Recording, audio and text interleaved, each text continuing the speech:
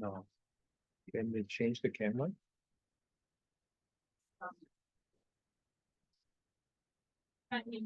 No. It's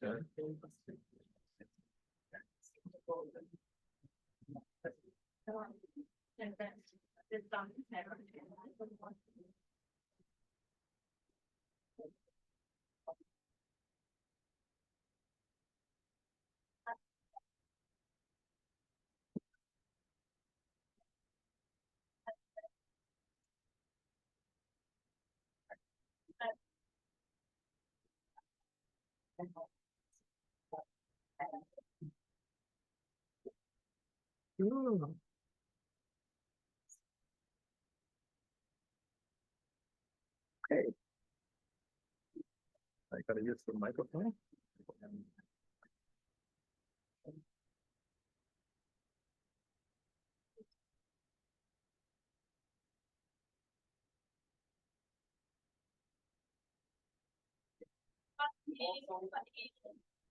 Okay, thank you. Okay, I'm letting some more people to join here. Oh,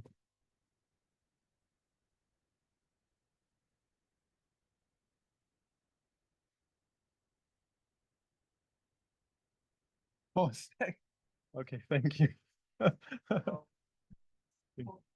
Okay, good. I'll take later.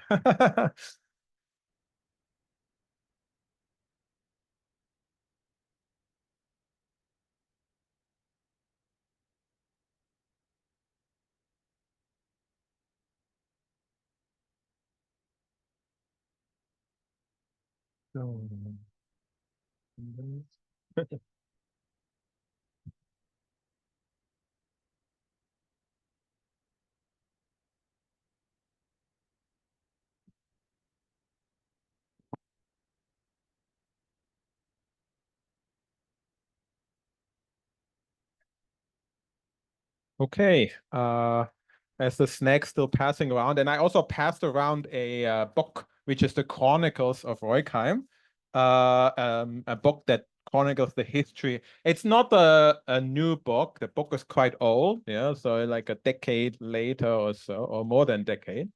And then there's a newsletter I picked up this summer, which is also making the rounds. The newsletter comes in every month, I think, monthly newsletter. And it's distributed. And you can also download it on the official website of the village if you're interested. Every month they post it. Yeah, so welcome everyone. I'm going to talk about my home village, Roigheim. Of course, I have to make a note here. I was not born there. Yeah, my parents moved there when I was 6 or 7 years old. Yeah, but of course, I have lived there ever since. Of course, with exception my period in Hong Kong, which is already 13 years. Yeah, and before that, I also lived in other places because when I studied in university and so mainly my year until secondary school and so on. And I come back there every once in a while, usually twice a year, maybe. Yeah, so here we have two symbols. This one, or symbols, we call them coat of armor, coat of arms, sorry, coat of arms. Anyone know what this one represents? That is the state in Germany, the Land, yeah, which is Baden-Württemberg. Yeah. And Roigheim is in Baden-Württemberg. That's why I put it there. And that coat of arms is the one of Roigheim. And actually, I want to talk about a little bit about it. It's interesting, right? What does it look like? It's a castle, right? It's interesting. The fact is there isn't any castle. There's never been any castle either. Yeah. So where does that castle come from? And actually, no one really knows. And I just heard I actually discussed this summer. What does it mean? Why does it? Some people suggest that the castle was put there as a warning to others that Roigheim has a fortification and that they should, I mean, gangsters or thieves or so should not go there. Even though it doesn't have any. So it's kind of a fake fluke or something like that. I don't know. And probably no one ever really knows, but or can find out nowadays. Where does that non-existing castle come from? Yeah, maybe it is also something they imagined it should be like in the future. It could also be, yeah. Anyway, it doesn't exist, but the coat of arms is still the official one. Yeah. Oh, yeah. So just to locate it, yeah, Roigheim is located in Germany in the southern part, in the southwest, and that is Baden-Württemberg here with the lines around it, and then we are in the northern part of the state, Baden-Württemberg, and let's say it is right at the border between two, because Baden-Württemberg means two territories, Baden and Württemberg, which were put into one state. Yeah. And therefore, it is right at the border between that Baden and Württemberg, which, even though doesn't exist anymore, that border is still visible if you go hiking or something, you know, because in the forest, there are very few trails crossing the border, ironically. Yeah. And that is itself very interesting. And you find the stones, the old border stones as well. Yeah. Yeah, this is how it looks like when you come into the village from the south. Yeah. One of the entrances. We always have the yellow sign here. The yellow sign is in Germany a village entrance sign. Yeah. Always yellow. And underneath it says the county, which is Heilbronn. So after you have the land, which is the state, yeah, Baden-Württemberg, we still have counties, yeah, and those counties is here Heilbronn, which is the largest city in the area, yeah.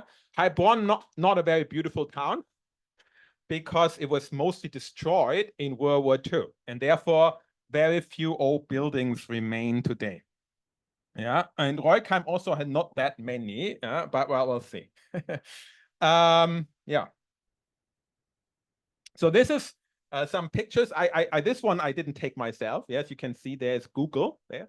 This is the aerial view of the village most recently, and it's a very small village with around 1,400 inhabitants, or more or less than that. So compared to Hong Kong, you can see that maybe a public housing estate is it, yeah, not more, yeah.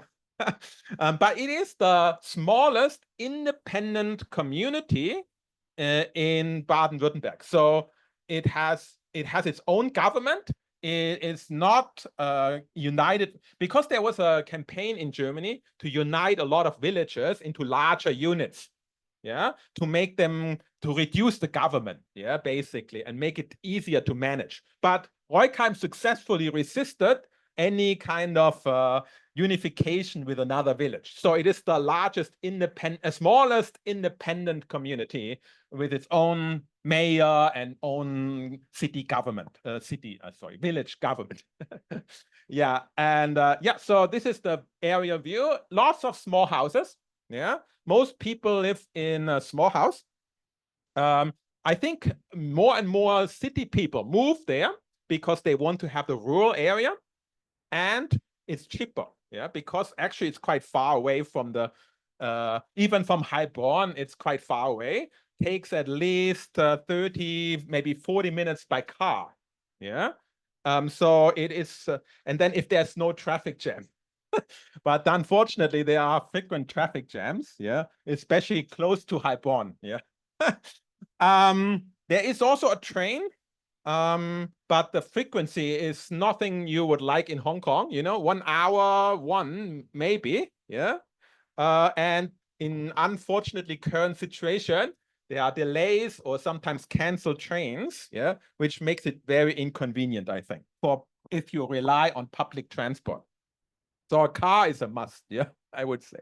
There's this other picture below, shows a view into the village. I took that, yeah, and someone here was very committed to the village, so they used the coat of arms for their window shields. Yeah. You can also see some developments here. Now we have a lot of solar panels. Yeah, so solar panel farm outside the village is all new development to get renewable energy. So let's talk a little bit about the history. I don't want to bore you with any history majorly. Yeah, just give you an idea where does that small village come from. The early traces that they found can go back all the way to the Stone Age. But I guess that's probably the case everywhere in Germany. Yeah, not very special, but very old traces.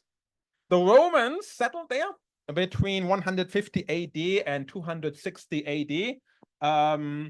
But the first official mention of the village, so we can say the beginning, yeah, is from 1110, when it was mentioned the village as with a slightly different name as Roigheim, yeah, which may also be the origin of. By the way, the name Roigheim is very special in Germany. The spelling is very special because most Germans cannot.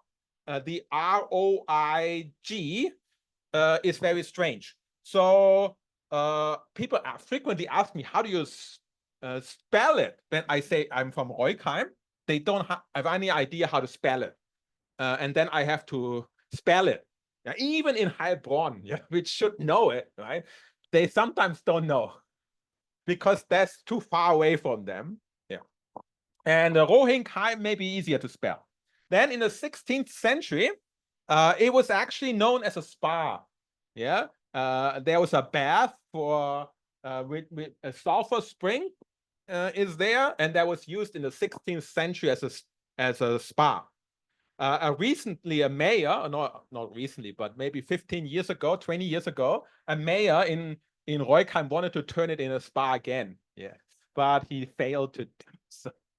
But we have the spring there, and you can pump it yourself, and then what comes out is very disgusting. Yeah, I mean the smell is very disgusting, but I guess a sulfur spring is disgusting. Yeah. So I tried it, and I thought, oh, that is smelling very bad. Yeah. So the only thing that is also of any interest is that on May 10th, 1719, a fire destroyed the whole village. Yeah, but it means the people rebuilt and it continued. But it always remained a village, never became a town. In Germany, we have different distinction between different places. One called town. You have to get a township, then you're officially a town. Yeah, otherwise you remain a village. And most places most Germans live in, no, most Germans not, but most places are villages, and then fewer are towns, of course. But Germany is very, I don't know how to call it, but everywhere have villages. Yeah, there are thousands and thousands of villages. So it's just one of many, many villages, and no tourists usually come there because there's nothing to see. And the area is not a tourist place either. Yeah. So yeah, what I have some pictures here. You can see one of them is the border stone that you can find in the hills. Then you can find some old shelter or I forgot what this is. Is an oven or something like that for making these stones. Yeah, and that is very interesting to see some of those archaeological things well preserved now. Oh yeah, I have actually a slide on the coat of arms. Yeah, so as I mentioned, it shows fortifications that never existed. And the first time we found that symbol was in 1877 in a bridge that had this symbol there. So that is the first official record that we have. Yeah. And the bridge itself was destroyed in World War II. Actually, in World War II, the Americans, they bombed most of the bridges. So because bridge is strategic, right? I think the village was not destroyed in the war, and only the bridge and the train station may have been damaged. Yeah. Since 1903, this interesting symbol is found in seals. So that means it's used for official documents. Yeah, let's talk about transportation again, because I already mentioned, public transport. This is a train. And it's actually, I always used the train when I was a kid, because when we go to school, my mom would not drive me to school. So I have to take the train. And since there is only one train, you have to catch it. If you don't catch it, my mom will be very angry, because then she has to drive me to school. And luckily, I would say it hardly ever happened that I missed the train. I know I was running most mornings, like last minute, and then you run to the train and then you finally I got it. Maybe 10 minutes, and then it was an exciting adventure every time. Yeah, there's some bus stop, but I've only with school bus we sometimes take it. Usually we take the train, but on some days we have to take the bus also.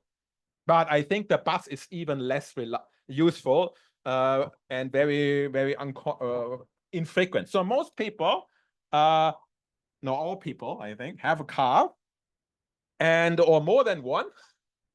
And you can see there's a picture of a car in the road. And then most people live in this kind of house. It's quite big. For Hong Kongers, it would be very spacious. Yeah. I don't know, 1,000 square feet is quite normal. Yeah. Or more than that, probably more. Yeah. Many have more than one floor and the whole house belong to them. Yeah. Some people have a huge garden around it. Yeah. And lots of space to sit outside, and including also have balcony and terraces and whatnot. Yeah. You see this house has two garages, and this one has two also. Yeah. So it's quite common like that. I mean, my family also have two. Yeah. Two garages. Yeah. And also two cars. Yeah. But we still take the train sometimes. My mom prefers now to take the train because she doesn't like to drive anymore.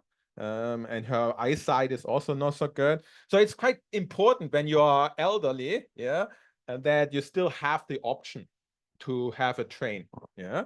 Otherwise, you might be stuck. Many villages in Germany don't have any such connections. So it is very important that Roigheim still have a train and occasional bus service. Yeah. But I think it could be more, to be honest. Yeah. There are, of course, you can also use a bicycle if you are environmental friendly. But the next village or the next town is 6 kilometers. So you need to significant bicycling. And also it's a bit hilly, so it doesn't go all flat. Yeah, you need to have a good bicycle skills. Yeah, not for the elderly, I think. Yeah, I also want to show you the population development. Actually, now it's relatively large, with 1,000. No, in 1965 it was a bit more, with 1,620. But it is always been tiny, and in 1939 it was just 935. So very small. Most people live, as I said, in single family houses with gardens, and you can see people have very beautiful garden with lots of trees in them. Some people like to make an art form of their garden. I think when neighbors see what kind of beautiful thing you have in your garden, then they think, wow, you have such a great garden. And everyone wants to impress others with their beautiful garden. Now, my family, my father, my late father, he preferred to have nature garden. So our garden is like a forest, with huge trees. And when you look from the sky, this one, then you look for something with a lot of green in it. Yeah, there. That's our house. So basically, from sky you can even see it. Yeah. It means a little bit dark because we have all those big trees. But my father loved those nature, so we don't have a stylized garden like some of those. Some of those people in this picture or in this picture, you can see those trees which are not natural trees, like trees that you can trim very beautifully, and they maybe have stone in their garden, like this house. This house has a stone garden. Yeah, it's very interesting. Also, the houses will all look very neat from the outside. Yeah, you want to have maybe different colors and different, I don't know. It needs to look very beautiful from the outside. That's the most important, because you want to impress others. Yeah, impressing is very important. This one, I think, is a multi-family house. Yeah, one of the few. It even have a little playground in front. Yeah, for the kids. Kids, actually, it's very normal. They play in the street. They go there's some playgrounds, yeah, or you just paint something on the street and do things like that. Yeah. I think it used to be more than now. Yeah. Nowadays you see less the kids. Yeah. Maybe there's less, same as in Hong Kong. They love to play mobile phone instead of go out. But yeah, it's safe. Yeah. It's very, very safe. There's no dangers. And the traffic is also slowed. Yeah. In most parts of the village, you can only drive 30 kilometers per hour. Which is even slower than when I was growing up. Yeah. I found this one is interesting. Yeah. You know what that house is? Oh, the small one there. Maybe if it's a house. This one. No. No, for pet. Yeah, birdhouse. Yeah. This one is in the wild. Yeah. I photographed in the forest birdhouse. But many people also have a birdhouse outside their house. So you put in some seeds or something, and then the bird move in there, and then you basically give something to the birds, yeah, to keep a birdhouse. It's not a pet, because the bird can choose to come or not to come, and it also leave after some time, yeah. So you don't really keep it. It is free to go. Yeah, it's also free to fly around. Yeah, it's just to provide them a home. Yeah, I don't think that exists in Hong Kong, right? Bird houses. I have not seen them. Yeah. Yeah. So even birds can get their houses. Okay, I want to talk. Of course, one thing that makes in Germany is very important, especially on the countryside, is religion. Yeah, because religion is, I mean, in the past at least, yeah, it was the cornerstone of life. It is the culture of the village is embedded in the religion. Yeah, and villages in Germany tended to be either one of two religions. Yeah, Protestant, or that is Lutheran usually, with few exceptions, and Catholic, the other. And Roigheim itself is known to be a Protestant village, while the one in Baden, across the border, would be Catholic. Yeah, so that also distinguished the different regions at that time, and this has kind of still impact on today. Yeah, you can see in 1907, 92% of people were Protestant, and at that time you could not eat. I mean, it was even almost impossible for a Protestant to marry a Catholic. Like, my mom is a Catholic, my father was a Protestant, and they said if it had been a few years before that, they would not have been able to marry. Yeah, so at their time, it was already possible. And you can see the development. So in 1992, I don't have any more recent statistics, but it was only 72% Protestant, and now 18% are Catholics. Yeah, including my mom. Yeah, and of course, an increasing number of non or atheists exist as well, and of course Muslims as well. Yeah, because we have immigrants from Turkey and so on. Yeah, so you find all kinds of religions nowadays in Roigheim. You have also Jehovah's Witnesses exist as well. Yeah, who come door to door, things like that. Yeah, you can see here is the Catholic Church.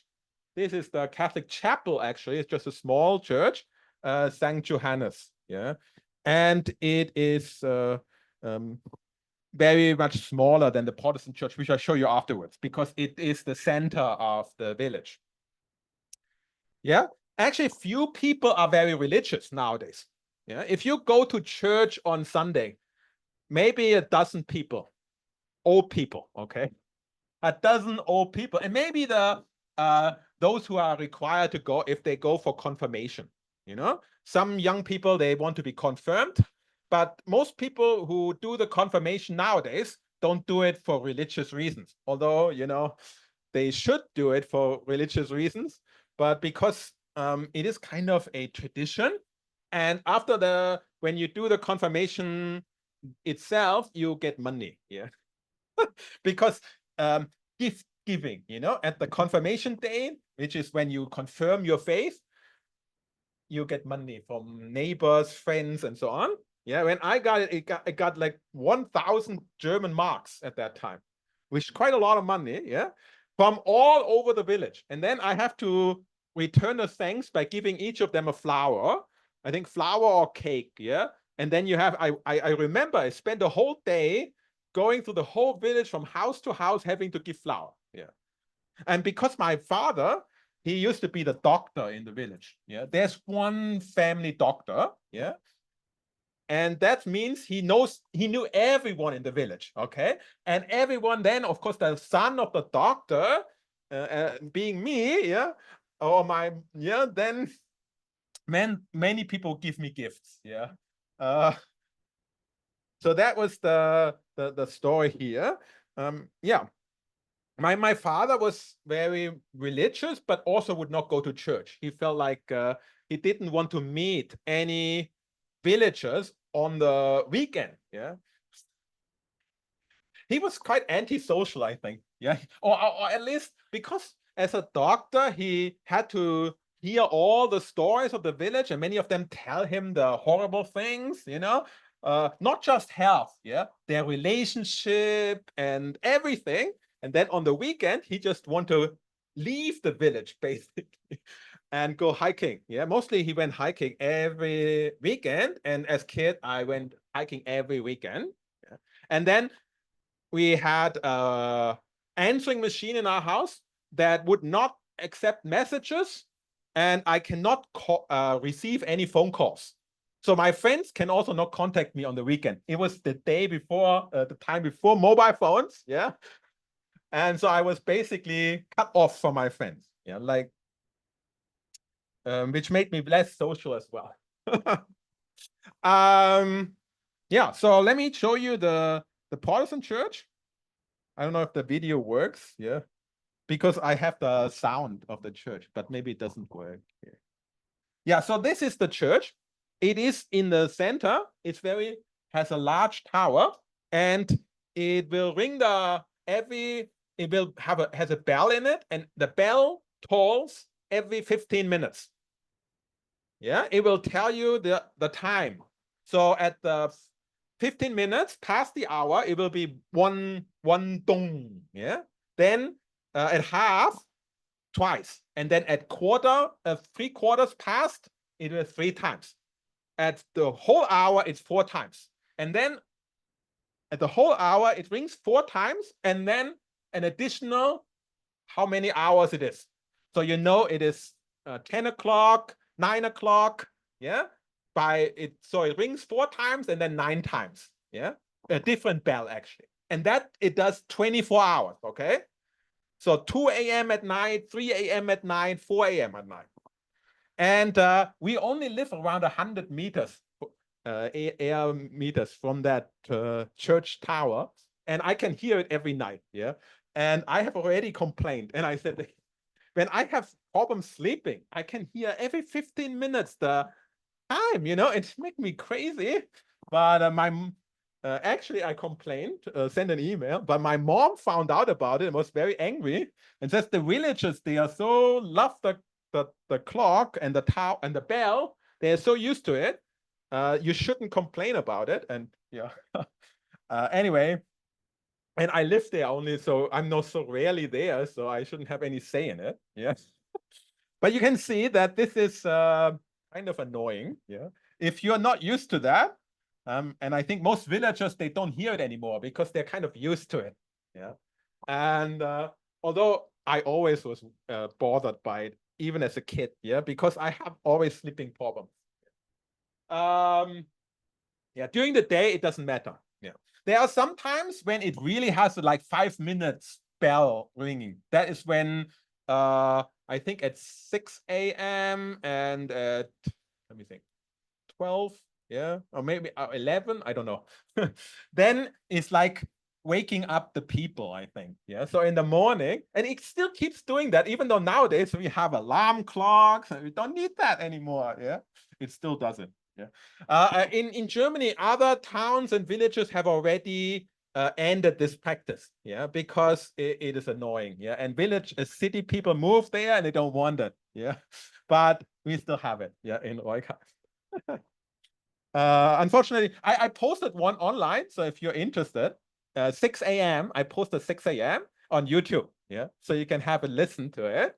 Yeah. Yeah, the church itself is a 17th century half-timbered bell tower, a neo-Romanesque nave, which was built in 1902. So the tower is much older than the rest of the church, although it fits it's quite well. As you notice here around the village church, maybe you notice or not, but can you see what it is? The cemetery, yeah, which is very different from Asia or Hong Kong style, where put the cemetery in the hill, yeah, far away from people. But in Germany or in many European countries, I think in France too, right? The cemetery is always around the church. Anyone know why?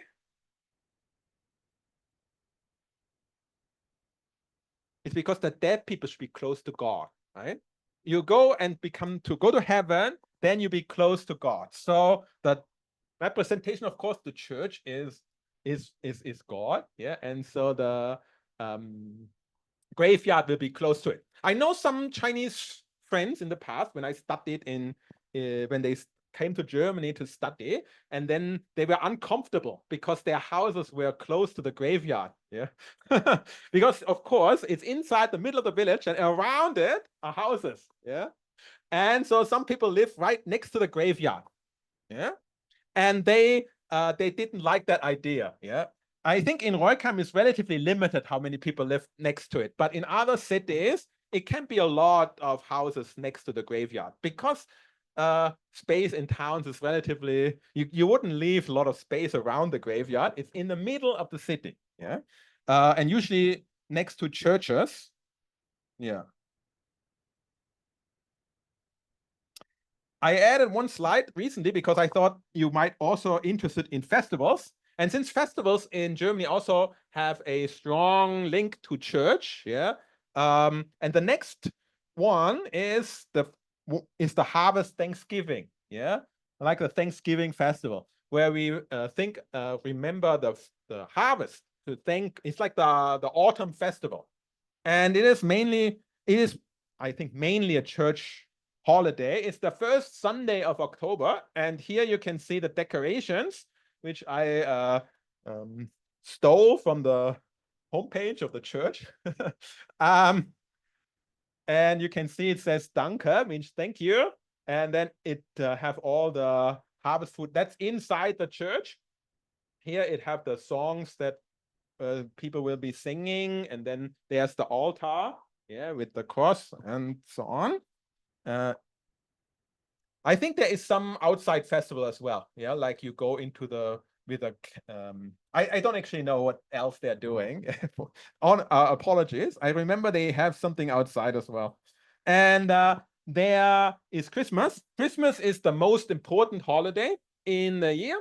And every time nowadays, on the December 24, they will have a pageant, which is a little play where the kids kids are this is from the church newsletter. Yeah, the kids are standing there and play, and they were used to play some play. I actually played myself when I was a kid. Yeah, we used to play on the 25th, I think, or 26th.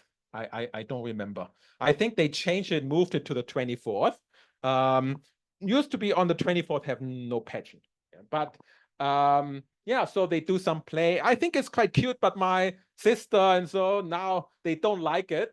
So on Christmas Eve, we don't even go to our own church, but to another one, which doesn't have a pageant, which I kind of sad, but I don't have any say in this, on Christmas Eve, usually all people who don't believe in anything will also go to church. It is kind of a tradition, and so you can meet the whole village and greet everyone and know everyone, so only on the 24th, which is the Christmas Eve, in the evening, like 4 o'clock or so, will be the church. 4 or 5, I think it's 4 o'clock. And usually church is in the morning, 9:30 or 10 o'clock on Sundays, but that's when the few people will show up. I think even for Thanksgiving here, it will be relatively poorly attended. Yeah. So this is a little bit about festivals. Of course, there are many others. If you have any questions, I can answer them later. Okay, one thing is, of course, schooling. I went to school there for 4 years in exactly this school. And you can see this is a tiny school. It's they have 4 grades, and in the past, they had more students, but recently the number is declining. So they just have 44 students, the whole school. Okay. 44 students. And as the numbers are declining, they had to combine the grades 1 and 2 and 3 and 4. So 1 and 2 is together, and 3 and 4 is also together. I cannot imagine that, because when I went to school, we had 1 and then a separate 2 and a separate 3 and a separate 4. So it is a bit sad, but I think people have less children nowadays. Birth rates are declining, and so on, and so there is. I don't know how long it will keep. Maybe if the school becomes too small, they will close it, and you have to all kids have to go to the next town or village to the town nearby to go to school, which would be also sad, because I like to go on foot. So it's actually only around 150 or 200 meters from my home. A very short walk. Maybe 5 minutes or so. There's a kindergarten as well. At the end, this building is the kindergarten. So first you go to kindergarten, and then you go. I never attended that kindergarten because I didn't live in that village at that time, and only my siblings. I have 5 siblings. By the way, also unnatural. They all attended that kindergarten there. Oops, there is overlying. Okay, so industry. I want to mention a little bit about economy as well. The village is not very rich. It doesn't have much, and it relies very heavily on this one company called Pucaro. Pucaro is a manufacturer of insulating materials for transformers, such as those existing in nuclear power plants or electric motors. And it has been founded in 1893. So it is an old company, a long legacy. And you can see some pictures. This is actually official picture. And this one is one I took myself. It's not easy to take that angle. Maybe you need a camera with a long lens. It was I actually worked there before when I was a kid, but or growing up, it was very boring work. I wouldn't want to work there. Because it's mostly like for working machines or stuff like that, and they didn't even allow me to work machines, so because I was not 18 yet, so I was just cutting all day. It's very boring.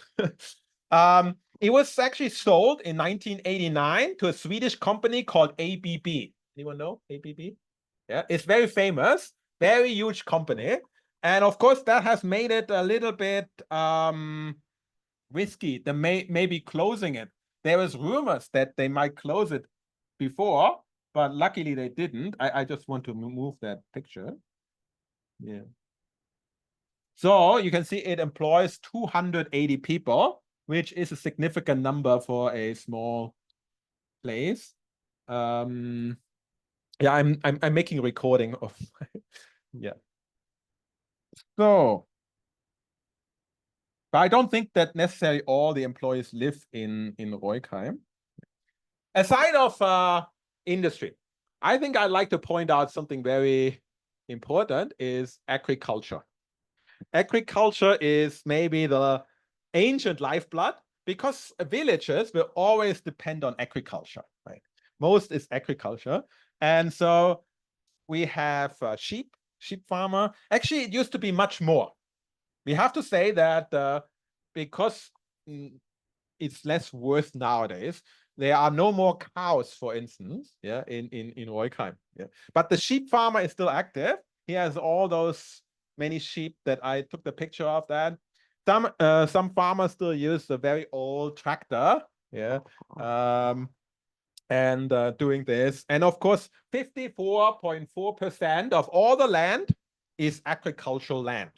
So the majority of land is agricultural area, and you can walk through farmland and so on. And usually you can also cross the farms in winter, yeah, when there is no crop, yeah. Because in the summer, of course, you can't cross it, or you shouldn't, yeah, because the farmer get angry if you destroy their crop. But they don't have any fence around it normally, except for the sheep, of course. But normally they won't have any fence, so you could just steal some fruit or something. Yeah. Another area, we have a lot of wood, yeah. But not in Hong Kong, the wood is just there for enjoyment. Yeah, you can just have a look. But there, they usually cut a lot of the trees and for paper production, or I don't know, for burning, yeah, and so on. So 32.5% is woodland. And this is also what I saw, they used a huge truck to get out the wood. And I think it's not so nice when you go out into the forest, you want to enjoy the forest, and then there is this huge truck. And it's very amazing, yeah. They don't cut the tree anymore. They go out and then cut. I mean, maybe they still cut it like this, but they don't go out and pick up the wood and then put it on the truck. No, this thing has an arm, will go out, pick the wood, and then moves it in there like totally automatic. Yeah, it was very fascinating to watch that thing. So the driver was just sitting in there and moving some machine like this, and then getting all the wood. Yeah, no force needed. It's very easy to do. Yeah, I think I could do it too. Yeah, so many things become more automatic nowadays. One aspect is hunting. Hunting is really a part of the local culture. Yeah, we have a hunting club, and people, a certain part of the population, they love hunting so much. So you can find so many of these hunting stands. And then you can climb up, and then you put in the gun and then wait for the animal to cross over the field, and then get it. And the hunters say they need to do this nowadays. It is even necessary, not just a fun hobby, but even necessary. Can you guess why? Hmm?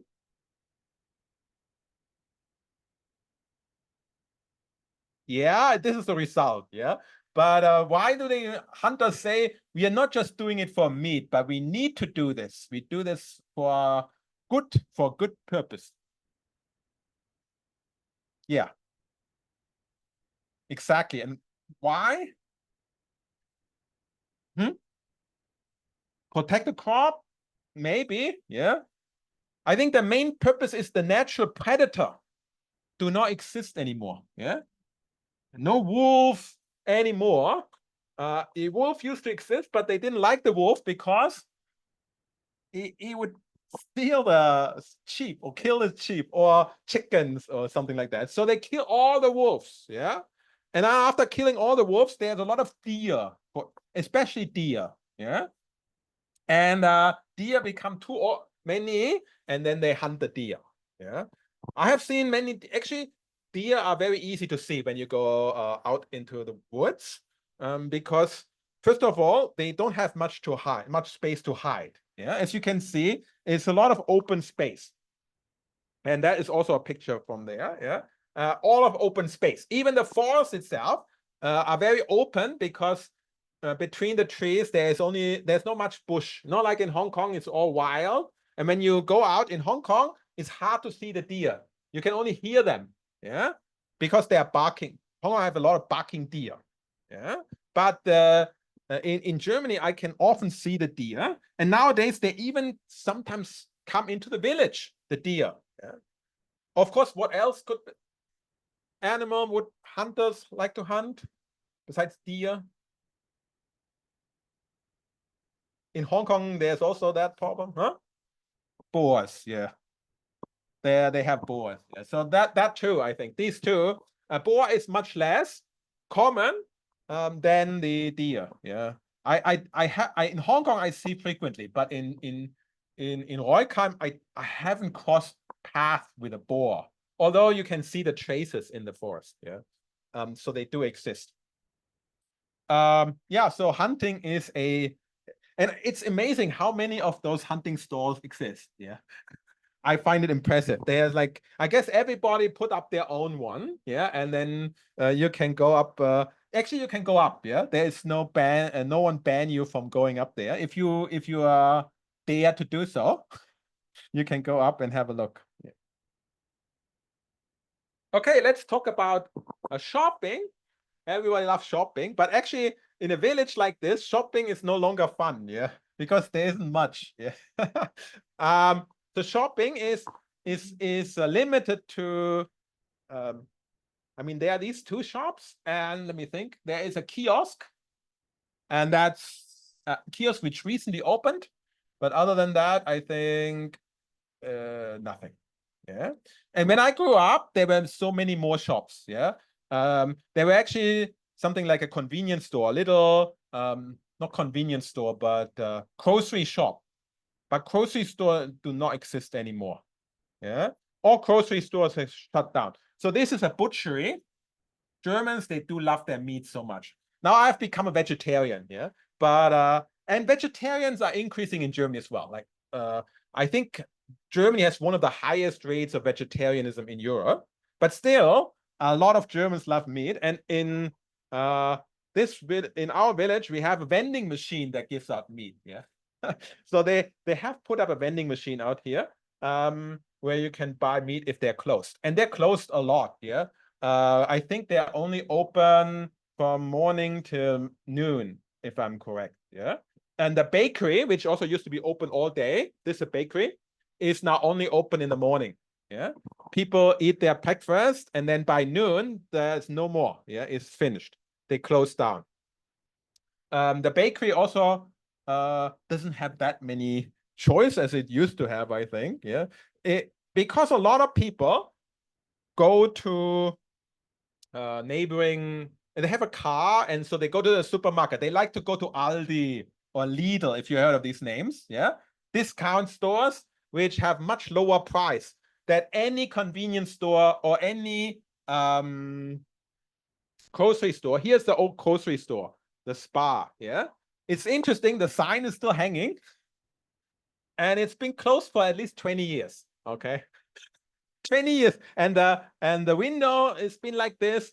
I still remember as a kid to go there. Yeah. And it had everything like sugar and basic necessities. It had everything. Yeah.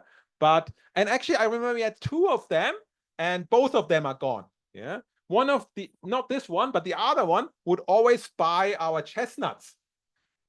We collect the chestnuts from the tree, and then they give us some candy in return. Yeah. And they use the chestnuts for, I think, for the boars. Yeah. To get the boar, and then for hunting. Yeah. But we collect the chestnut, and it was really fun. Yeah. But nowadays that other shop has been transformed into that kiosk.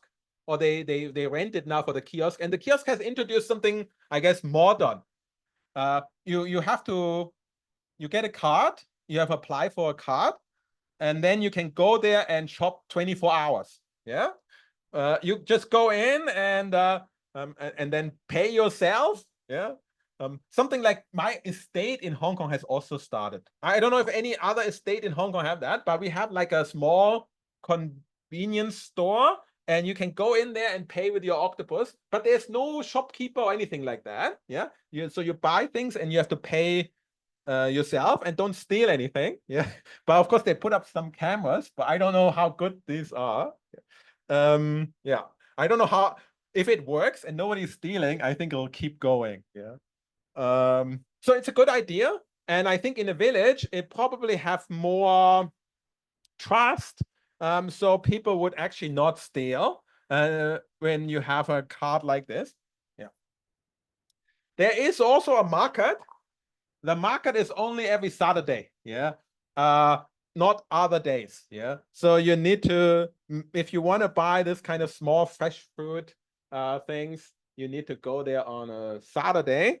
And I talked with those people.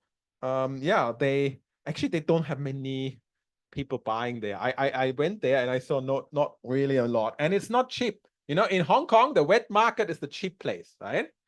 But in Europe, it's generally the opposite.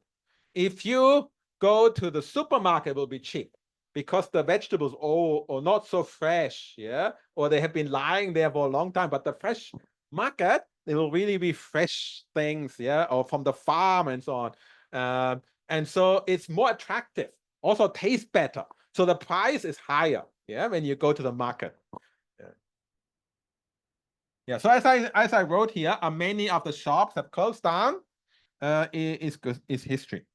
Yeah. I found one thing is very funny is and this is a new trend in Europe, is a free book exchange. Yeah. So you don't like your book, or you finish your book and just put it there, and someone else will pick it and can read the book. Yeah. And then you can also take a book there for free, as many books as you like. Yeah. So it's kind of exchange between one person and another person to give books. And it's not the only place that have this, but we actually now have two of them. One in the government office, but the problem, of course, there is only open when the government is also open. Yeah. So, but it's under a roof, so it's maybe safer for the book. But here it is outside, so yeah, at your own risk. The book, if there's rain or cold weather, it may affect the book a little bit. Yeah. There may be also DVDs and stuff like that, which people don't have anymore, don't need anymore. But only put things there that you really think people might still be interested in, not rubbish. Yeah. But I don't know. Sometimes maybe rubbish was there. But it's a very funny story. So I think my mom or my sister, they picked the book from there, and then they found that the book was actually my sister's book. My sister's my older sister, yeah, and she's not living there anymore. Yeah. So I think she borrowed the book to a friend when she was a kid. Yeah. And that friend then put the book there. So then we picked it and we found, oh, it's because it had my sister's name in it, you know? And so we were very surprised that we find our own sister's book there. Yeah. Yeah. So that's the free book exchange. One thing I also like is the nature. You know, when you go there, we have one nature park, and hiking is also a popular hobby. We have a hiking club. Actually, most villages in Germany have hiking clubs. Yeah. The hiking clubs, they maintain the hiking trails, and they are, because clubs, yeah, I should mention, clubs is the main social life, and most people, they not most people, but a lot of people, they join these clubs to meet people or stay in touch with their friends, and hiking is one of them. They usually do some hiking, not very difficult hiking, yeah, something like, and it's an institution. Yeah. This is also a view into the village, and I thought this picture was very nice, so I share it here. This is another nice picture. Is when you go hiking and you can sit down on the bench and just lie there and enjoy the view over the area. And you can see actually it's hilly, but when you're up there, it looks kind of flat. Yeah. So it's like the village, the valley, and then some flat area, and then a valley again, and then flat area. Yeah. So, something like that. So there's no hills like in Hong Kong where it's steep and you have a good view. Usually it looked like this. And nowadays you can see the wind farm in the back. Yeah. So have a lot of the green energy everywhere. But that's already past the village. Yeah. Far away. Yeah. So now they want to get a new tree. So they planted one there. I guess it'll take a long time. Yeah. Okay, this brings me to the end of it. This is actually the exit of the village. You can say Auf Wiedersehen. What does Auf Wiedersehen mean? Goodbye. Yeah. See you. Goodbye. Yeah. To see you again. Yeah. Basically, it's to see you again. Yeah. And it also says it's the gate to the Heilbronn country. Yeah. Or county, to the Heilbronner land. So they see themselves as a gate because it is the first in the Württemberg area. And what you can see as well in this picture, before I conclude, is this is called a recycling station. Yeah, it's right next to this sign. It's like almost at the exit of the village. And since in Germany, we have rubbish charging or waste charging, which Hong Kong hasn't been able to implement. Yeah. So we have waste charging, and you only pay for the waste, yeah, and the organic waste, yeah. But you do not pay for the organic waste less, and then for the. But most German towns, they have recycling collection. But Roigheim, I think they might change it in the near future. But for many years, they didn't have any recycling collection. So you have to bring your recycling to this recycling station, and then you can save on your garbage fee, which is quite high. So in my family, we have the collection in the basement. And actually, since you have to collect there, you have to separate everything, even the plastic, different types. Yeah. So different type, like a plastic folio and plastic bottle and metal and glass and I don't know. Styrofoam has to be separated and large plastics have to be separated. So you have cables, electronic waste, and so on. And then in there they will help you. Yeah, they will say, "I'll put it there, no, put it there." Yeah, and the neighboring town also have this station, so can go there as well. Only open twice a week. Yeah. So make sure you have the right time of that. Yeah. Yeah, so that's it. Thank you very much. And I welcome any questions from you, and I can tell you much more about Roigheim. Yeah, this is all my slides I have, but of course I can tell you anything you're interested in. Yeah, hour for questions. Yeah.